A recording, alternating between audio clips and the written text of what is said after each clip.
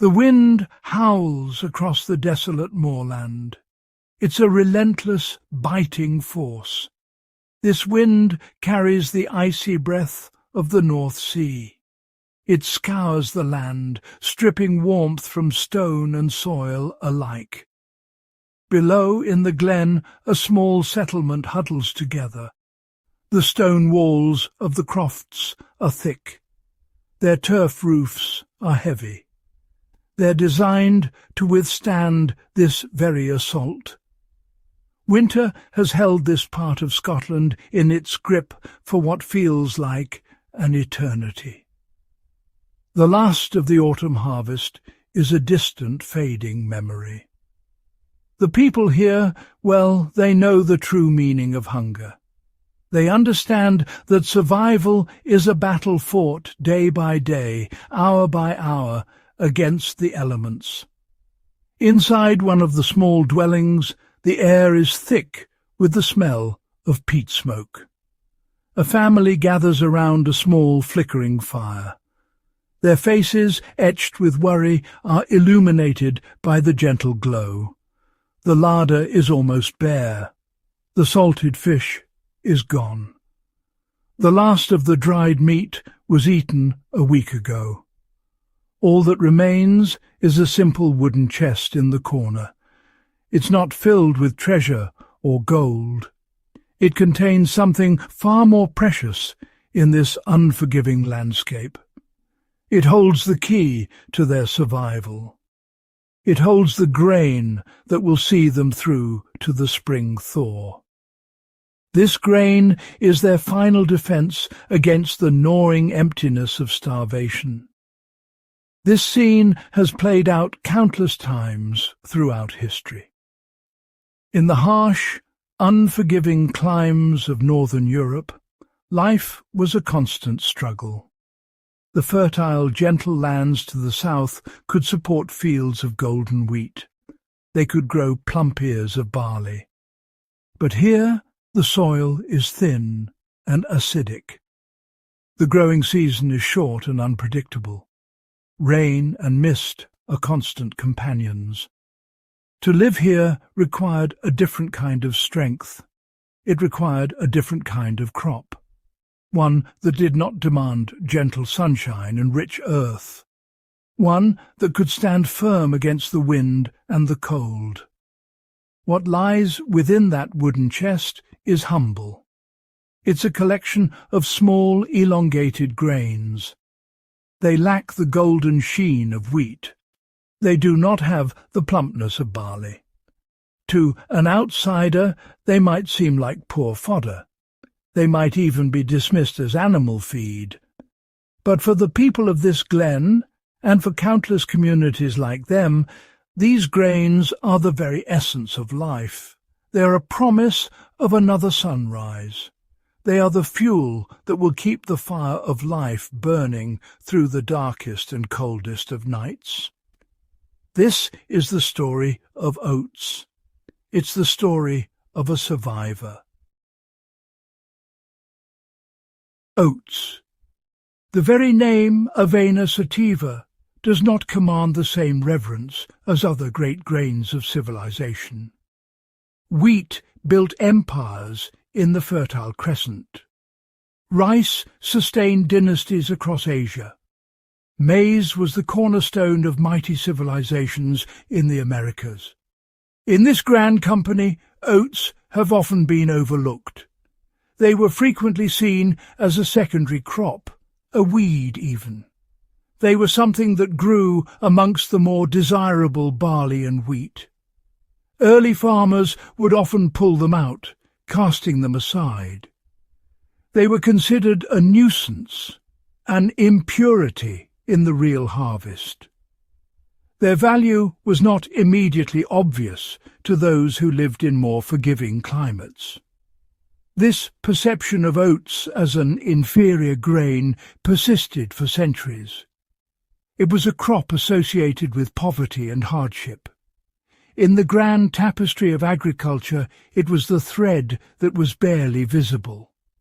The Romans, with their vast fields of wheat that fed their legions and cities, looked upon oats with a certain disdain. They knew of it, of course. They saw it growing in the wilder, wetter fringes of their empire. But to them it was primarily food for their horses and other livestock. The idea of people eating it was seen as a sign of rustic backwardness. A diet of oats was the diet of the barbarian, not the civilized Roman citizen. Yet it is precisely this ability to thrive where others fail that makes the oat so remarkable. It's a true opportunist. While wheat and barley demand well-drained, fertile soils and predictable sunshine, oats are far less demanding. They can tolerate acidic soil. They can withstand higher levels of rainfall. They're not troubled by the cooler temperatures that would stunt the growth of other cereals. This resilience meant that as people moved into the harsher, more marginal lands of northern and western Europe, the humble oat followed them. It was not a choice of preference. It was a choice of necessity. And so the oat became the unsung hero of the harvest in these challenging territories. In places like Scotland, Ireland, Scandinavia, and parts of Eastern Europe, it was not just a crop.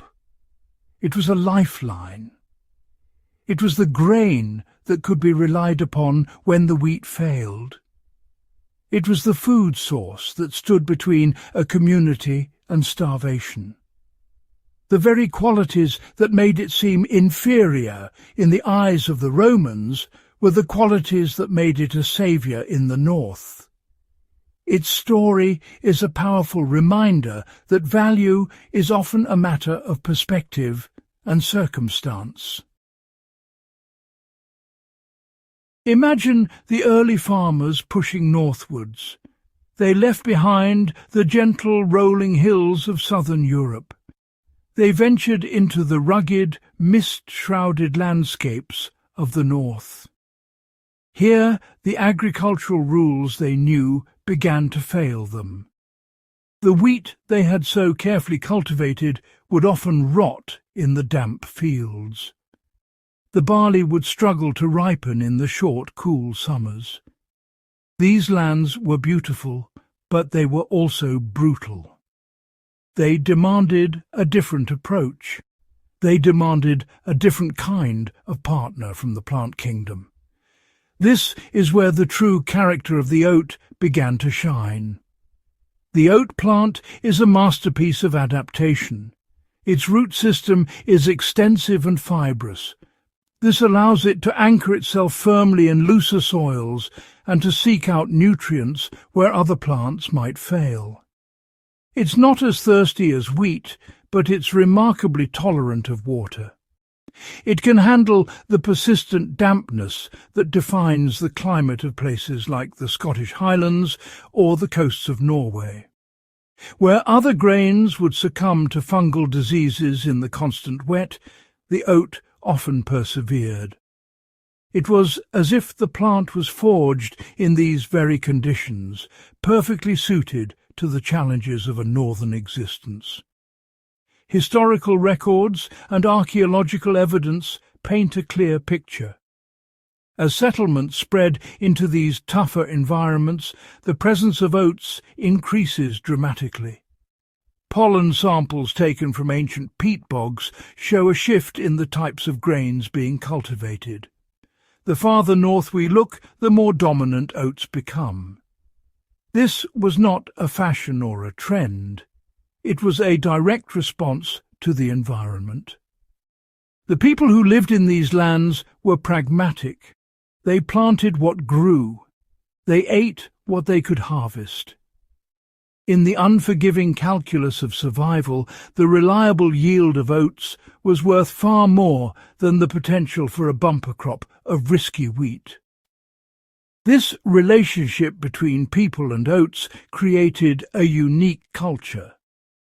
The grain shaped the diet, the traditions, and even the folklore of these northern nations. The rhythm of life was tied to the oat harvest. It was a time of intense work, followed by the security of a filled storehouse.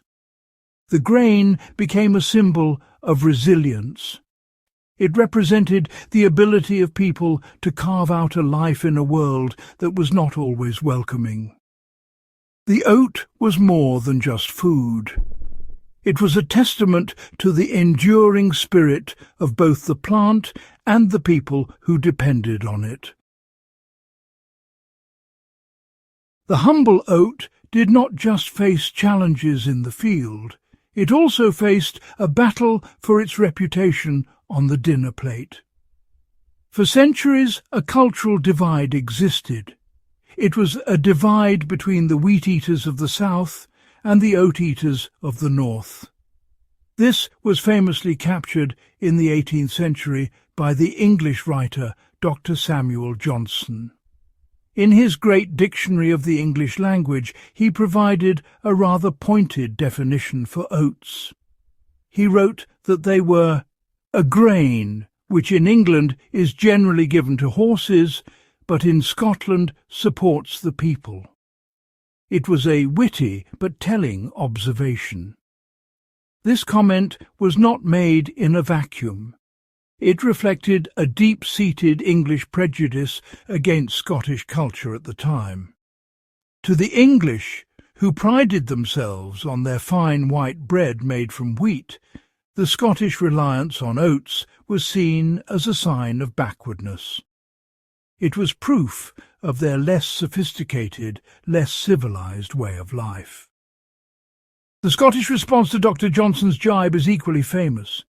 It is said that the Scottish lawyer and biographer James Boswell retorted, "Yes, and where will you find such horses and such men?" It was a proud and defiant defence of both their nation and their national grain. This nutritional debate, wrapped in cultural pride, had real-world implications.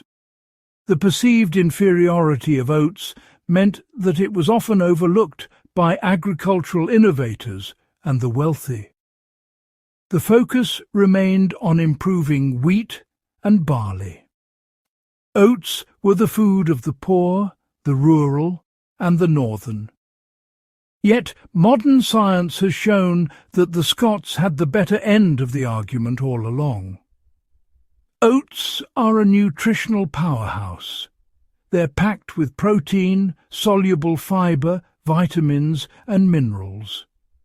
The slow-release energy they provide is far more sustaining than the quick burst from refined wheat flour. The men and women of Scotland, fueled by their porridge and oatcakes, were indeed strong and resilient. Their diet gave them the stamina required for a life of hard physical labour in a demanding environment. The very food that was mocked by outsiders was, in fact, one of the secrets to their endurance.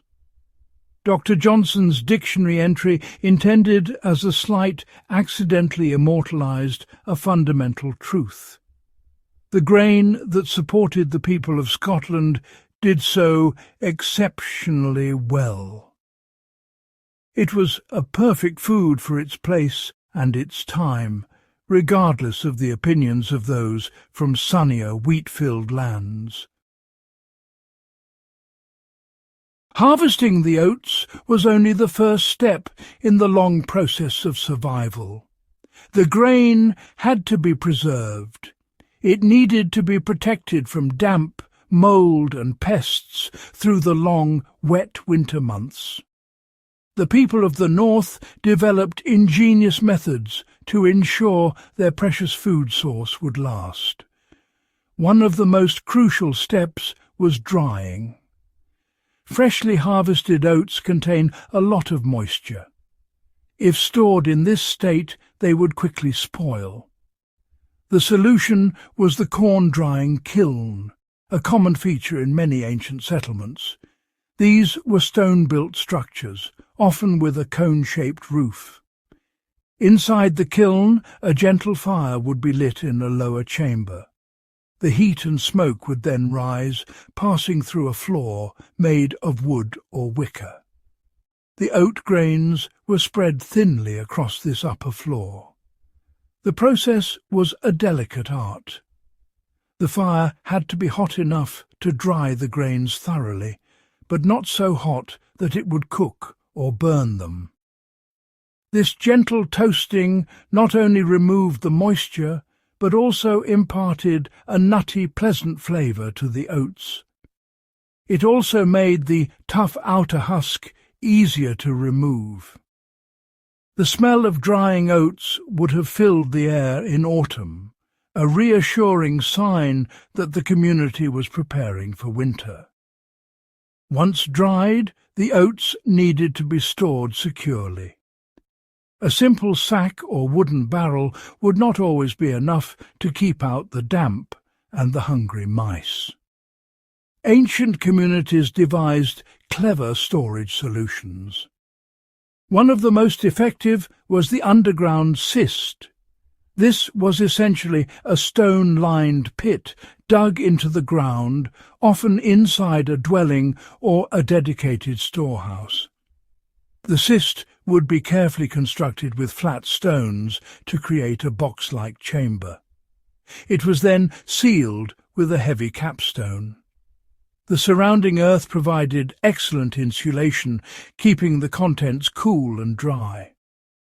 Inside these cists, the dried oats could be kept safe for many months, sometimes even years. Archaeologists have discovered these ancient storage pits, sometimes still containing the carbonized remains of the grains they once protected. These finds give us a direct window into the lives of our ancestors. They show us their foresight, their ingenuity, and their deep understanding of their environment. The kiln and the cist were not just tools. They were vital technologies. They were the lock and key that secured the food supply, allowing communities to survive and even thrive in the face of daunting challenges. With the oats safely dried and stored, the next question was how to eat them. The people of the north developed a rich culinary tradition centred on their staple grain. These were not fancy, elaborate dishes. They were simple, nourishing, and perfectly adapted to a life of hard work. Two of the most fundamental preparations were the bannock and the brose. They represent the two primary ways of consuming oats, cooked as a simple unleavened bread, or mixed with liquid to create a kind of instant porridge. These dishes formed the bedrock of the diet for centuries. The bannock is one of the oldest and simplest forms of bread. To make it, the oat grains were first milled into a coarse flour or oatmeal. This would have been done using a hand quern, two circular stones rotated one on top of the other. The oatmeal was then mixed with a little water or buttermilk and a pinch of salt to form a stiff dough. This dough was flattened into a round, disc-like shape. It was then cooked on a hot, flat stone placed directly in the embers of the fire. This stone was known as a griddle, or a girdle.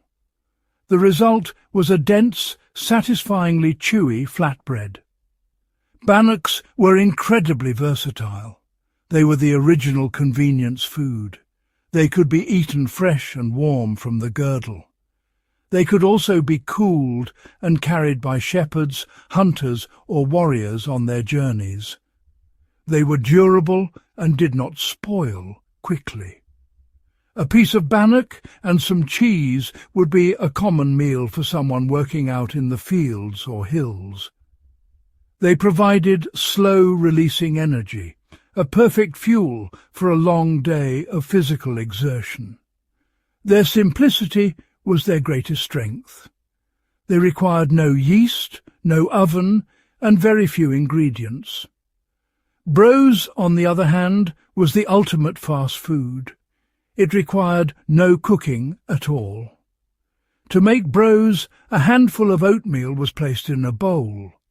A liquid, usually boiling water or hot milk, was then poured over it. The mixture was stirred quickly and a lid was placed on top for a minute or two to allow the oatmeal to swell and soften. A knob of butter or a splash of cream might be added for extra richness. It was a warm, comforting and incredibly quick meal. It was perfect for a cold morning or a late-night supper.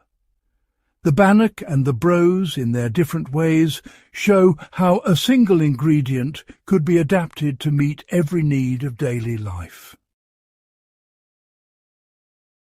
For much of the 20th century, the ancient ways of processing and preparing food were seen as old-fashioned.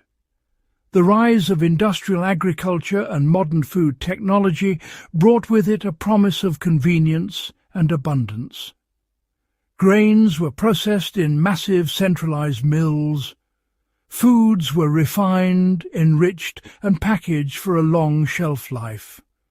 The slow, careful methods of the past, like drying oats in a kiln or grinding them with a hand quern, seemed inefficient and obsolete. The focus shifted from nutrition and resilience to mass production and uniformity. Many of these ancient skills and the knowledge behind them began to fade. However, in recent years there has been a remarkable change. Scientists, nutritionists and chefs are beginning to look back. They are rediscovering the profound wisdom hidden in these ancient practices. We are learning that the way our ancestors processed their grains was not just about preservation. It was also about unlocking their full nutritional potential. The simple act of toasting the oats in a kiln, for example, does more than just dry them. Modern science tells us that this process can make some of the nutrients, like proteins and starches, more digestible.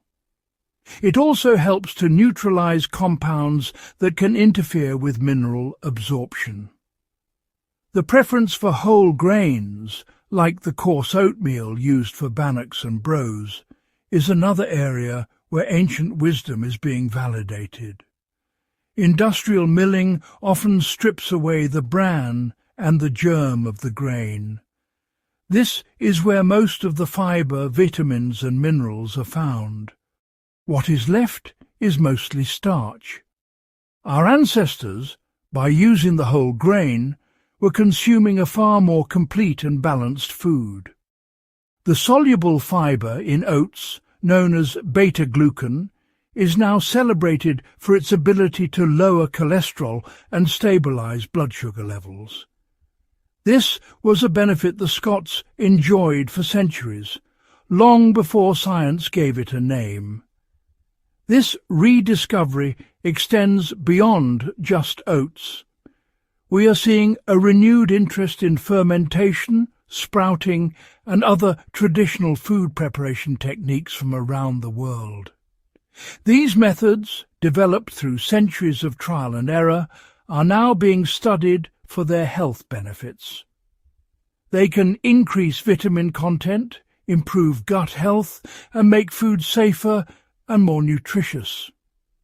It seems that in our quest for a healthier and more sustainable way of eating, the best way forward may involve taking a careful look back. The past, it turns out, has a great deal to teach us about the future of food. The story of oats offers powerful lessons that are incredibly relevant to our world today. We live in an era of unprecedented environmental challenges. Climate change is making weather patterns more extreme and unpredictable. Droughts, floods, and unseasonable temperatures threaten the stability of our global food supply. We have become heavily reliant on a very small number of high-yield crops. Varieties of wheat, rice, and maize dominate global agriculture. This lack of diversity is a tremendous risk. If a new disease or a sudden climate shift affects one of these major crops, the consequences could be catastrophic. In this context, the resilience of the humble oat is more important than ever. It represents the value of agricultural diversity. We need to look beyond the mainstream crops and explore other grains and plants that are better adapted to marginal lands and changing conditions. Oats, along with other resilient cereals like rye, sorghum, and millet, could play a crucial role in building a more robust and secure food system. They can be grown in places where the major crops struggle. They can help us to use our land more efficiently and sustainably. They are a key part of the solution to feeding a growing global population in a changing world. Furthermore, the oat's journey from animal feed to superfood holds a lesson about overlooking potential. For so long, its value was dismissed because it did not fit the conventional ideal of a staple grain. It reminds us to question our assumptions and to look for solutions in unexpected places. Today, we might find similar overlooked solutions in other traditional crops, in wild food sources, or in innovative farming techniques like agroforestry and permaculture. The answer to some of our most pressing problems might not be a brand new invention.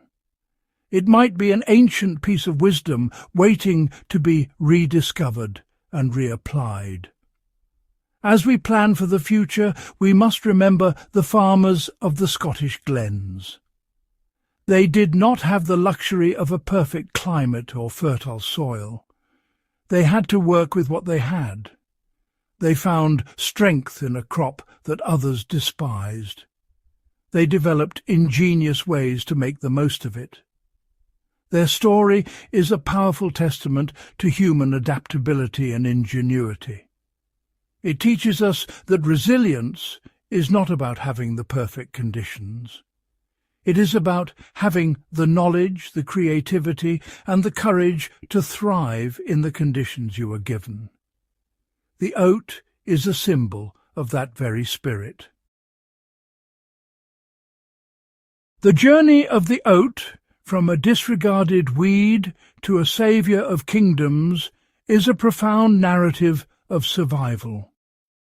It is a story that unfolds not in the grand palaces of emperors, but in the humble crofts of the north. It is written not in ink on parchment, but in the daily struggle for sustenance against the wind and the rain. The oat teaches us that true strength is not always obvious. It does not always come in the most celebrated or glamorous form. Sometimes the most powerful solutions are the ones that are quiet, unassuming, and patiently waiting for their moment to prove their worth. This ancient grain became the cornerstone of survival for entire cultures.